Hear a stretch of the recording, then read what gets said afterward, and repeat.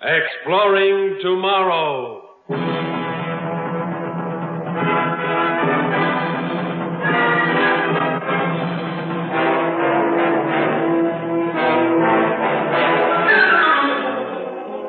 And now, here is your guide to these adventures of the mind, John Campbell. When men start a new project, it starts with a plan. The plan has to be carried out, worked through, the details arranged for. You don't have any trouble until the thing you did not expect turns up. So far, human research has achieved an unmanned satellite in space. The sole purpose of any of these devices, any machine, is to serve human beings. The machine goes first to try things out, but the sole purpose of doing it is so that men can follow. And women, too. But there are problems of purely human nature that sometimes complicate the most scientific of plans. Champagne. Oh, there you are, my dearest. My darling, my love, champagne. Oh, good heavens, Jeff. You think we were getting married all over again? Oh, why not? Let's make this our second wedding day. A celebration to end all celebrations. Besides, it is almost our first anniversary. Happy almost first anniversary, Lieutenant Alice Britton. Oh, no. No, if this is going to be a late wedding feast, you must call me Mrs. Captain Jeffrey Britton. I demand my rights as a legally wedded wife, even if you do outrank me. Don't giggle. It's not proper for an officer in the United States Space Service to giggle. And for goodness sake, don't tell me the champagne bubbles tickle your nose. Oh, they don't. I love the stuff. Pour me another. Another, my dear Mrs. Britton. That was the finest half pint of domestic champagne available, which is all a mere captain can afford. There is no more. For shame. The finest rocket pilot in the United States, and you can't even afford another bottle? No, not even for a going-away party. Oh, Jeff. It is a going-away party, isn't it? I won't see you for 6 months. Now, come on, sweetheart. Don't cloud up and rain. It's good duty, and you'll be back soon. 6 months isn't forever, you know. Oh, I know. But being stuck up on an artificial satellite for 6 months without you isn't my idea of fun. Oh, look, sweetheart, you'll like it up there. It's the oldest and biggest of our manned space stations. It has plenty of room inside and a crew of 400 officers and men. It even rotates on its axis to give you artificial gravity. At least you don't have to worry about space sickness. Oh, Jeff, don't be so serious. It's not the fact that I have to be up there that bothers me. It's just that I'm going to miss you. Ah, I thank you so much for that. I'll miss you, too. But there's nothing we can do about it. How right you are. The Space Service has no use whatsoever for personal feelings. Except, of course, that they hope you don't get killed. Do you know what? I give up what? I was shown an instruction film. Told all about Space Station 1. You know how safe it is. Did you know that every compartment has individual heating and oxygen supply in case of emergency? And did you know that all the walls are filled with a plastic self-sealing compound like a car tire, so that if a small meteor hits it, it won't lose too much air? Well, sure, it's safe. 1,000 miles straight up over Earth, and you're as safe as in your bed at home. Hooray for safety! And now, my dear cheapskate husband, will you do me the favor of buying me another bit of champagne? Or will I have to buy it myself? Oh, darling, this is our last night together for 6 months. So I suppose I'll have to buy more champagne. Hey, waiter!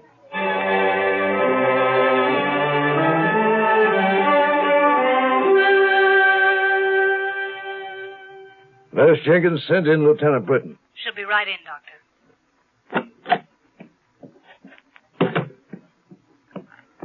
You wanted to see me, Major James? I certainly do. Being medical officer of Space Station 1 isn't an easy job under any circumstances. But you have made it 10 times as difficult. I didn't mean to cause you any trouble, sir. Well, you certainly have. I just got the laboratory report. The test was positive. It was?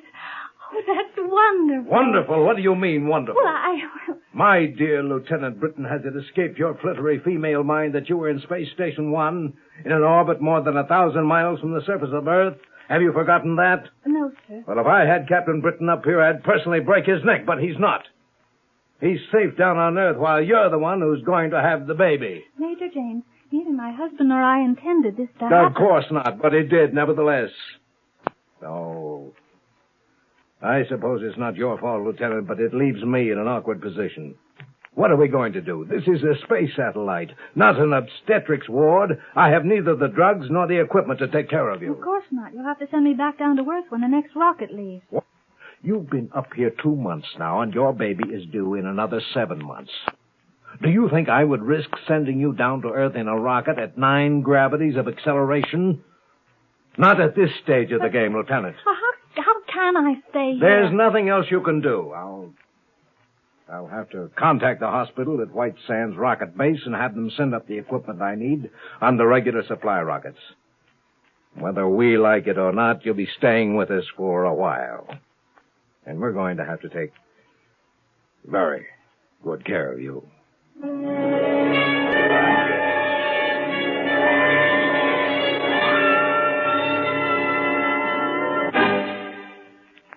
Exploring Tomorrow continues in just a moment. This is Bill Goodwin. You know, someone once said humor is the true democracy. And that's why we Americans can smile when we tell the stories of the legendary heroes who helped to build our country's great institutions and industries. Like Bowleg Bill, hero of the tuna fishing industry. Back in Provincetown, Massachusetts, they claimed that when it came to hauling in the horse mackerel, as the Easterners call tuna, Bill could handle 2 gaffs at once and catch more than any 6 men put together. And they're still talking about the time Bill caught old Slick Britches, the biggest horse mackerel of them all. No one could ever get his hooks into Slick Britches, who weighed 2,000 pounds and had a tail 6 feet long. But Bowleg Bill promised to land him single-handed. He set out in his boat, toss-up, and when he spotted Slick Britches, he made a grab for him, but the tuna slipped through his hands. So Bill dove over the side, and before folks knew what had happened, Bill was sitting astride old Slick Britches, who was bucking like a bronco. He leaped almost a mile out of the water, but Bill hung on. All over the harbor they went, jumping and leaping, but still Bill hung on. Fast leap over the toss-up, and then calmed down, all the fight gone out of him. Bill steered him toward shore, but all of a sudden he headed him back out to sea, slapped the tuna's tail, and jumped off. Now, folks were mighty disappointed when Slick Britches disappeared, but it was like Bill told them. There's nothing that'll break a cowhand's heart so quick as to find a critter with the ruff all rode off at the first mount. Yes, sir, it is a democracy which lets us tell the stories of such a legendary character as Bowleg Bill with a twinkle in our eyes and a chuckle in our throats. And so long as we continue to laugh together as a people, ladies and gentlemen, we will live together as a nation. Alice had called attention to the fact that the space station had not been adequately designed.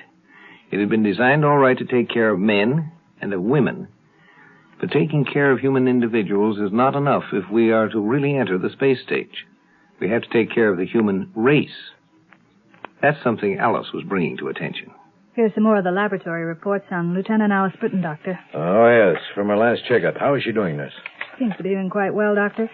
The light gravity is helping, I think. Oh, only 59 days to go. Less than 2 months, if our figuring is correct. I have nearly all the equipment I need now, and by the time she's ready, it'll all be here. I've been checking it off the list as the supply rockets unload each piece. You don't have far to go. You know, Nurse, 5 months ago when I found out that Lieutenant Britton was going to have a baby, I was really worried. But now it looks as though there's going to be nothing to it. One of the doctors from White Sands Rocket Base is coming up next month to help, and everything ought to go pretty smoothly. But I was sure worried for a while. Why were you worried, Doctor? After all, women aren't supposed to go around having babies in space stations. Well, it looks as though Lieutenant Britton's going to set a precedent. Good heavens, I hope not. If all the women in the Space Service get that idea, we'll be running a nursery up here, not a fueling station. Well, you'll just have to. Oh, emergency signal. There's been an accident. Phone, Doctor. Yeah, I'll get it. Sick ward, Major James speaking. What? Have you got her out of there? Well, then put her on a stretcher and get her to Ward 3. I'll be right down. What happened, Doctor? A small meteorite hit Section 6, and Lieutenant Britton was in there when it happened. They're bringing her up now, but there's no way of knowing how badly she's hurt.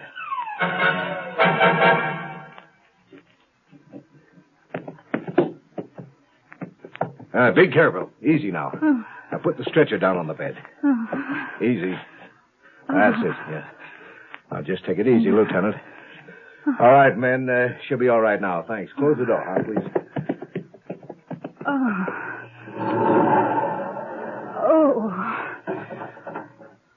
I hurt all over. You'll be okay.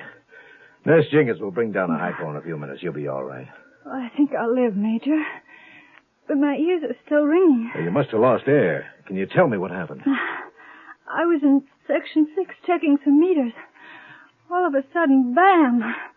A little meteor punctured the outer wall. Just a little bit of rock the size of a marble. But it was moving fast enough to put a hole in the wall. It sure was. Then what? When I wasn't hit, the air started going out into the vacuum of space. The wall is self-sealing, but a lot of air left the room before the hole closed. The automatic door closed. My ears were ringing. Everything got fuzzy. I guess I fainted. You're lucky the meteor was small and moving fairly slowly. Sealing compound in the wall closed the hole before you lost too much air, really. Your nose isn't bleeding. You haven't got the bends, at least. No, but I'm afraid the baby's going to be here sooner than we expected. Yes, it looks like it. Now, don't worry. 7-month babies are just as good as 9-month ones. And you're a pretty healthy girl. You'll be all right. And so will the baby. I know we will. Take care of us, will you, Major? Sure. Don't worry. That's what I'm here for. Remember?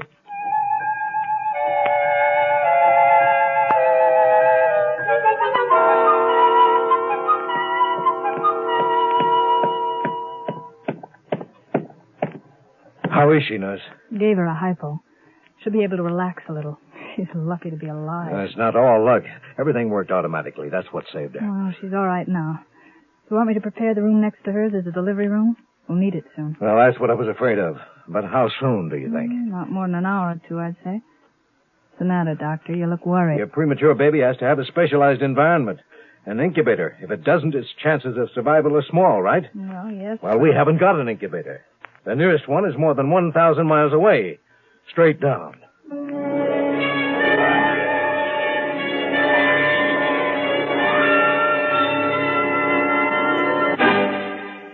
The plans that had been made, again, were not sufficient. You know, many times, a man who is working with machines and knows the machine in full, understands what it does and its functions, has never recognized what its basic nature is. He's too close to it.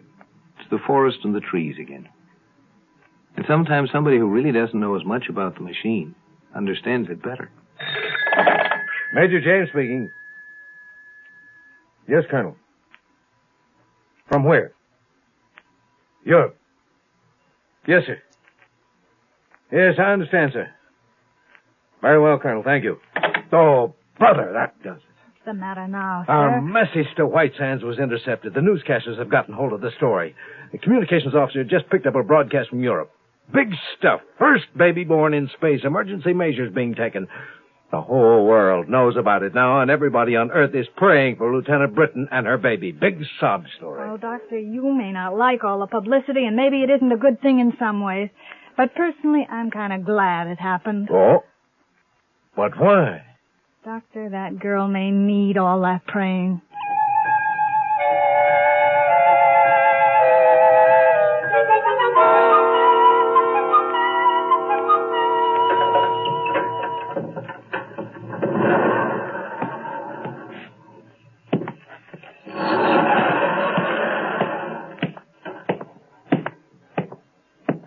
Better get things ready, nurse. How long do we have? Half an hour at the outside. I had Nurse Bryson fix up the preliminaries. Any news? The station commander called. He said that White Sands has assigned Captain Britton to pilot the rocket that's bringing up the incubator. She'll be glad to see him. She's supposed to have gone back to Earth a month ago. Yeah, it'll probably do her good to see him. How's she feeling now? Oh, pretty fair. I think she'll be all right. She's got a lot of nerve, that one. She'll need every bit of nerve if she loses that baby. I know. You don't need to remind me.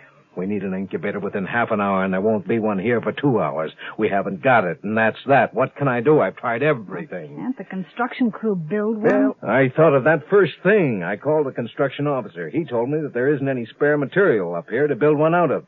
It costs plenty to ship stuff up here by rocket, so they only order what they absolutely need. Isn't there anything at all? Well, not unless they cut holes in the space station. And that's what they're doing. They're ripping out one of the partitions. They'll use a heater from a wall and the oxygen apparatus from a spacesuit. They're trying to get it finished in time. But they won't finish in time, is that it? That's it. They'll get done about 15 minutes before the rocket gets here. There's just no time, that's all.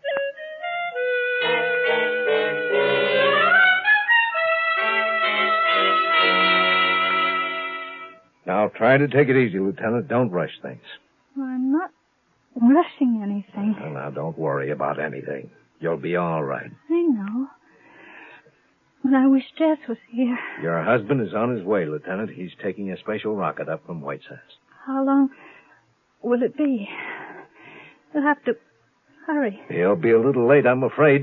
We have the delivery room all ready. It won't be long now. I know it won't. Did you get all the stuff you needed? How about the incubator? Well?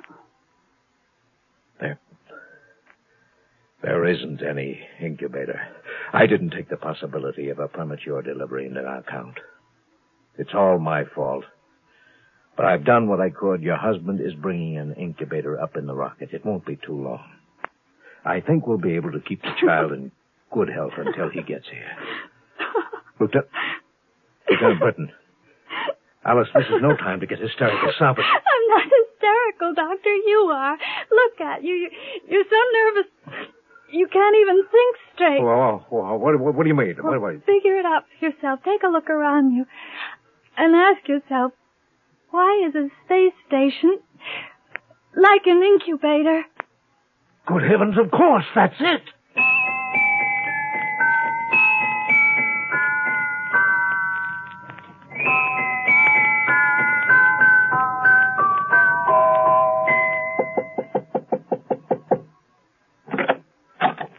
Can I come in?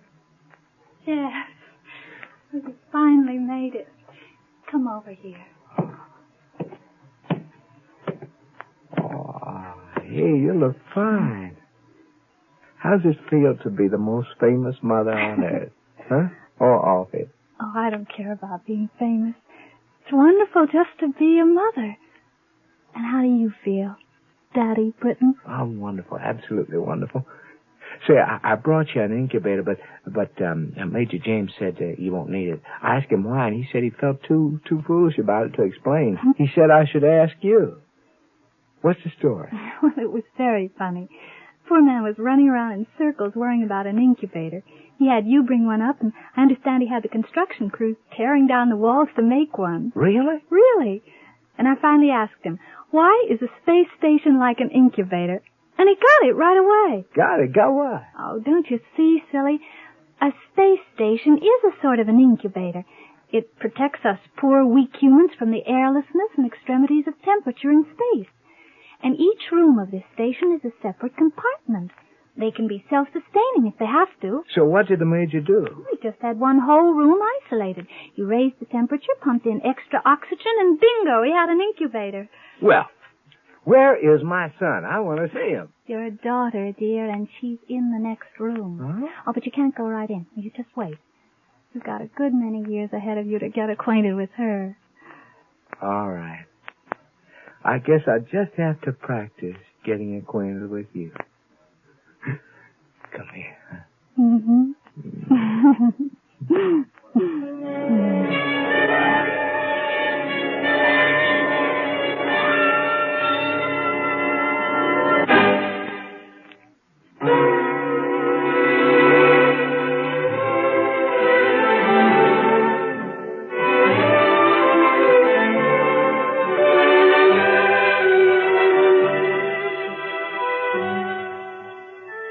There's the impression that science fiction has to do with machines, and it's all about gadgets and ray guns. It isn't. That's why it's science fiction.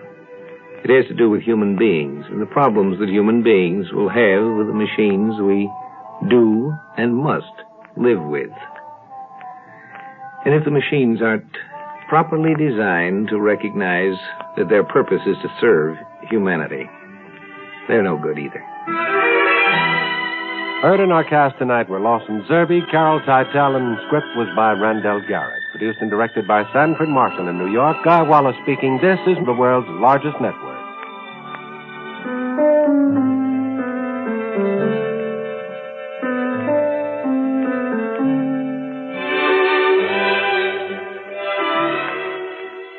We pause now for station identification.